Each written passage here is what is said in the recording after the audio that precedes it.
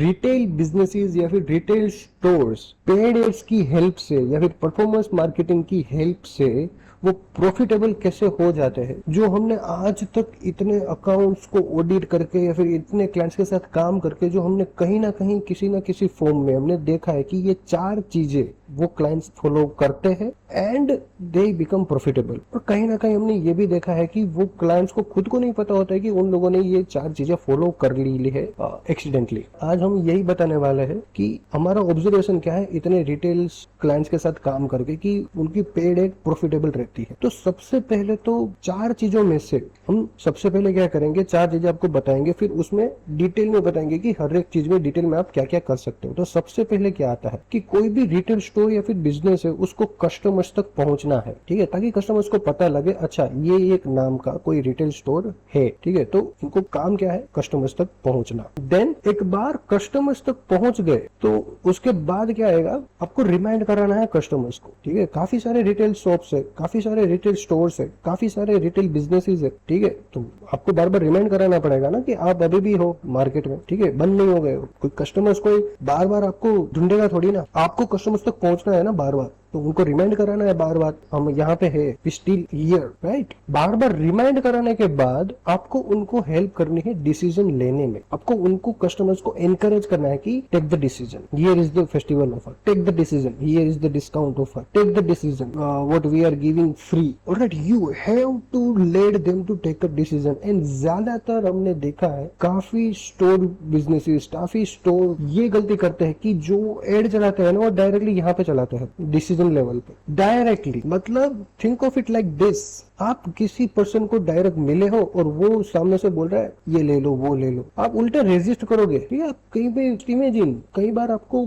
सामने से काफी लोग मिल जाते हैं ना, मार्केटिंग वाले बंदे बोलते हैं आपको ये चाहिए, आपको ये जरूरत है, ये वो वगैरह ले लो। हम क्या करते हैं, अरे नहीं लेना है यार, ठीक है। तो ज्यादातर क्लाइंट्स ना हमने ये देखा है वो डायरेक्ट एड चलाते हैं और वहां पे स्टोर विजिट एक्सपेक्ट करते हैं और या फिर कन्वर्जन एक्सपेक्ट करते हैं। How does that even possible, alright. Next, retention, यानी कि कस्टमर्स एक बार आ गया भाई उसको छोड़ो मत, यहीं पे ही प्रॉफिटेबिलिटी छुपी है भाई। कई बार हमने देखा है कि क्लाइंट्स बोलते हैं यार हमारा गूगल माई बिजनेस पे रिव्यूज काफी अच्छे हैं, हमारा एम्बियंस काफी अच्छा है, हमारी सर्विसेज काफी अच्छे है, वही शो कर रही है गूगल माई बिजनेस पे। That's not enough. हमने काफी बार क्लाइंट्स के साथ काम करके हमने सिर्फ ये रिटेंशन पे काम करके उनको प्रॉफिटेबल बनाया है। रिसेंटली हमारा एक क्लाइंट आया था, यूएस का था, हालांकि it was in the small town, not too much small but leave that part. So बस हमने सिर्फ ये बोला कि ठीक है कोई डिलीवरी पार्टनर के साथ आप डील कर लो, आपका वैसे भी सिटी छोटा है, यू कैन डिलीवर इट। उनको एक रिटेंशन स्ट्रेटेजी में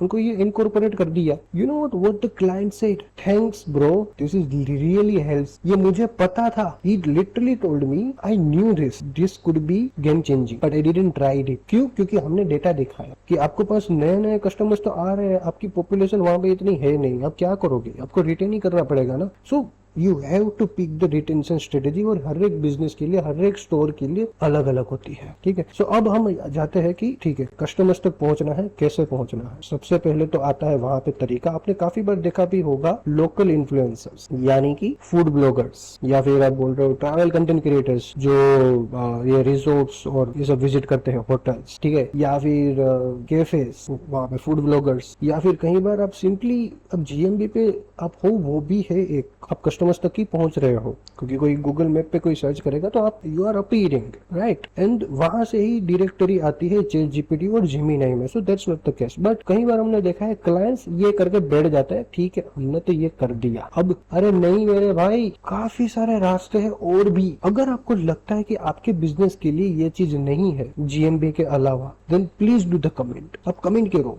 आपका बिजनेस का स्पेसिफिक कमेंट करो, we will help you out. हर एक बिजनेस के लिए ठीक है, कई बार कुछ बिजनेसेस ऐसे ट्रिकी होते हैं। फॉर एग्जांपल हमारे पास एक क्लाइंट आया था, वो था कि उनका वॉल सेलिंग का था, मतलब उनका बिजनेस ही रिटेलर्स थे, रिटेलर से ही उनका बिजनेस आता था, राइट। बट वो चाहता था कि ठीक है हम भी एक रिटेलर बन जाए ताकि दिक्कत ना आए। हमने बोला ठीक है आप एक काम करो, आप एक रील बना डालो, क्योंकि वॉल सेलिंग में क्या होता है कि यार उनको तो सस्ता ही पड़ेगा ना, तो रील बनवा डाली, ठीक है। कि पर कई बार आप लोगों ने देखा भी होगा, ऐसी रील भी बनाते हैं कि यहाँ पे हमारे स्टोर पे आ जाओ, कोई भी एक चीज पिक कर लो नो आपको 10,000 या 5,000 या 7,000 या फिर 50,000 के नीचे सब मिल जाएगा। तो काफी बार आपने ये रील्स देखी होगी। तो एक ये भी फॉर्म है कंटेंट क्रिएशन। ऐसे काफी रास्ते हैं। It depends on your business कि आपका बिजनेस कैसा है, आपका बिजनेस का टाइप क्या है और उस हिसाब से आपको अपने कस्टमर्स तक पहुंचना है। ऑलराइट, सेकंड फिर आता है रिमाइंडर्स। रिमाइंड कराना है तो यहाँ पे ही तो एड काम आती है भाई, जैसे कि Meta ad, Google ads, YouTube ads, यहाँ भी तो एड आती है। आपको बार बार एड क्यों दिखती है?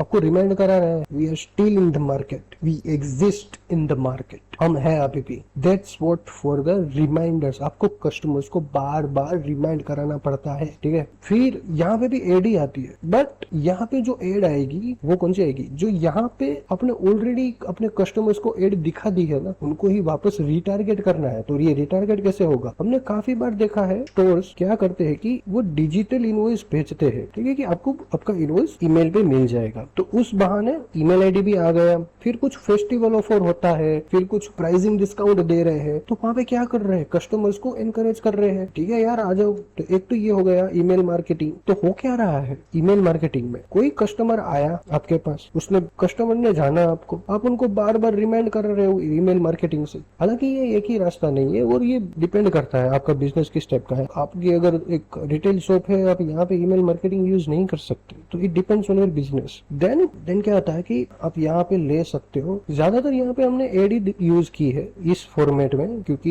ये थोड़ा आसान रहता है। क्योंकि जो लैंडिंग पेज विजिट मिली है या फिर उनका जो इंस्टाग्राम पेज पे जो उनकी ऑर्गेनिक रीच है, उनको यूटिलाइज करके उनकी ही ऑडियंस बना के फिर हम रिटारगेट कर रहे हैं, ठीक है, क्योंकि दे ऑलरेडी नो। कई बार हमने ये भी माइंडसेट देखा है क्लाइंट्स का, दे वर लाइक कि हमने एड चलाई, पैसा डाला, अच्छा रिटर्न कहाँ है? नहीं, आपका बिजनेस बनेगा ऑर्गेनिक से ही, और उन ऑर्गेनिक ऑडियंस को यूटिलाइज करके आपका बिजनेस बनेगा, आपका बिजनेस स्केल होगा। ऑलराइट, देन आता है रिटेंशन। तो यहाँ पे हमने देखा है कि क्लाइंट्स अक्सर हमको बोलते हैं हमारे गूगल में बिजनेस पे इतने रिव्यूज है, इतनी रेटिंग अच्छी है, मतलब हमारी सर्विसेज अच्छी है, हमने एम्बियंस पे काम किया हुआ है, ये भी सही है। तो मतलब यहाँ पे तो आप जितना करो उतना कम है। कस्टमर को बार बार आपके स्टोर को विजिट करना पड़ेगा या फिर आप उसको उसके घर तक पहुंच जाओ, what ever it. Retention is the secret of profitability. अगर आप अपने कस्टमर्स को बार बार अपनी तरफ नहीं खींच पा रहे हो, that means your services or products are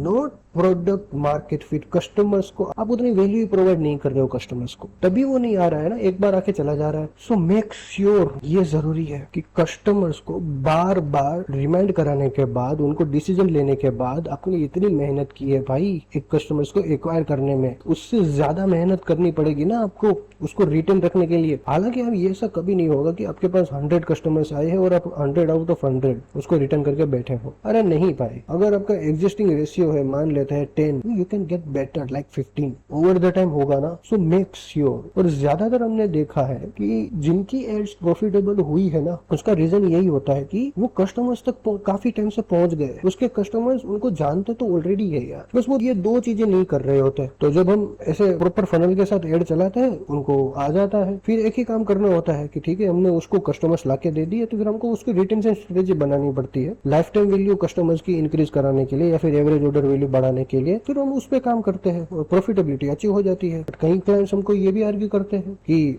अच्छा ये एड में आएगा ना, एक बार कोई आ गया बस वहां से मेरे को प्रॉफिटेबिलिटी मिल जाए। ये नहीं है, ये आज के टाइम की रियलिटी नहीं है। ऑलराइट, अगर आपको फिर भी लगता है आपके बिजनेसेस के लिए ये अप्लाई नहीं होता है, please do comment, we are here to help you. If you find the value, comment.